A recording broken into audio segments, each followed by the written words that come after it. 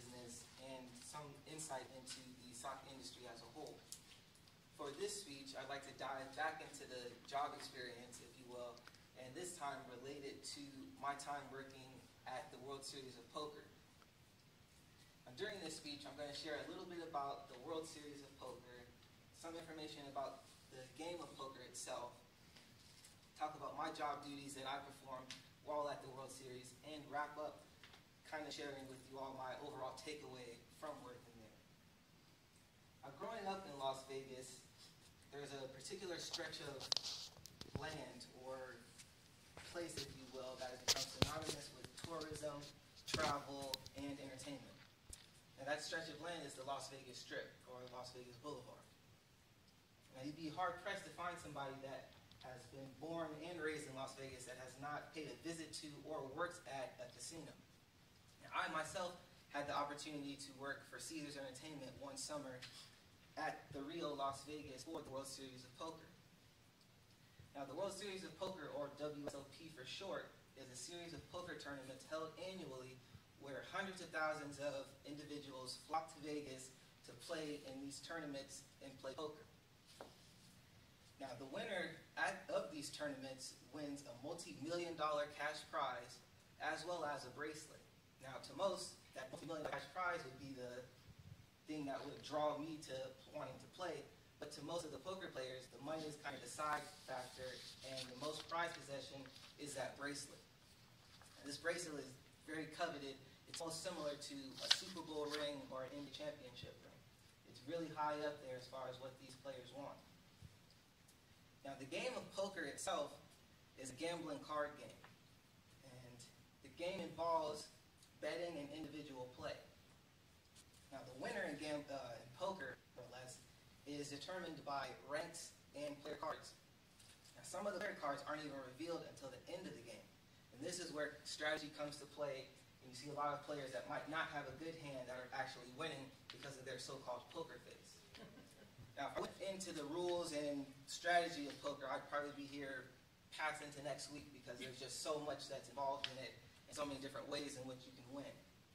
So to keep it short, it basically boils down to having high hands and low hands, being able to have a good straight poker face to be able to trick individuals into thinking you might not have a good hand when you do. Now, during the World Series, I myself worked in the live-action cash games.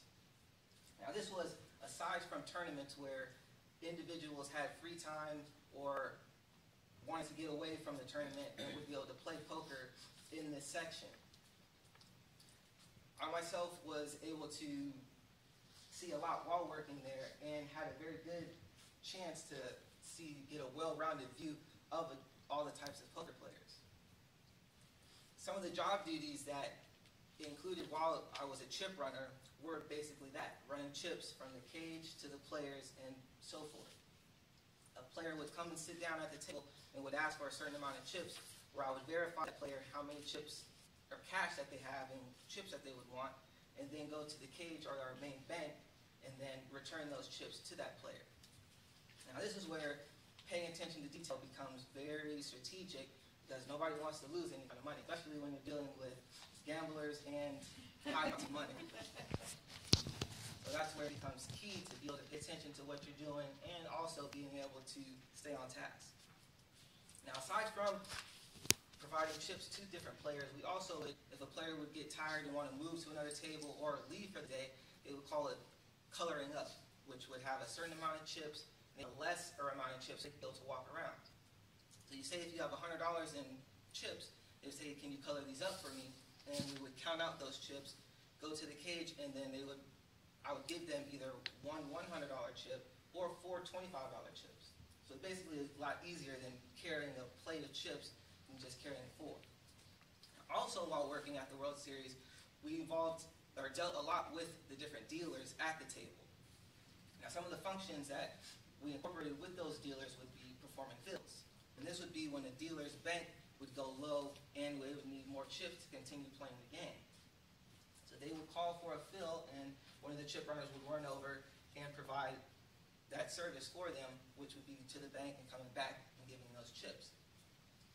Now, from working at the World Series, I would say I learned a lot about working in a fast-paced industry, as well as being able to multitask. I can remember one instance when I was asked to work in a high-limit area where you're dealing with players coming in and betting anywhere from $1,000 to $10,000. I myself had the opportunity to perform 2 chip runs, for one being $1,000 and the other one being $10,000. As you can imagine, that's a lot of counting that one has to do to make sure that the camera up above can see you and verify that everything, and there's no money being exchanged that's being lost, turns up lost. I myself, at first, was a little shaky in doing that because that's a lot of money to me, and like I mentioned before, nobody wants to come up with $100 missing. So, also while working at the World Series, my other takeaway, and probably final takeaway, would be the value of money. And not everybody values it the same way. I can remember specifically one pot size between 2 players at the end being over $40,000. And there was 2 players, one was going to win this pot and the other one was going to walk away empty-handed. Now, after the final card turned, you automatically knew who won and who lost. One had a pure look of jubilation while the other had a stone-cold face as if somebody passed. And by the way this man threw his backpack into the trash can while exiting, you knew he had lost. And after seeing that, that really taught me that, number one, you should not ever bet something that you're not willing to give up or to be able to break. And number 2, that if you are going to bet that, make sure you're at least strong enough to walk away with some pride. Because you kind of look like a baby. So, it was my hope in presenting this speech on the World Series that I've offered you all just a little insight into the World Series, and if anybody is interested, it's a very good tournament to with. And myself, I probably wouldn't want to work the tournament as opposed to being a player, because I really wouldn't mind taking that multi-million-dollar cash prize.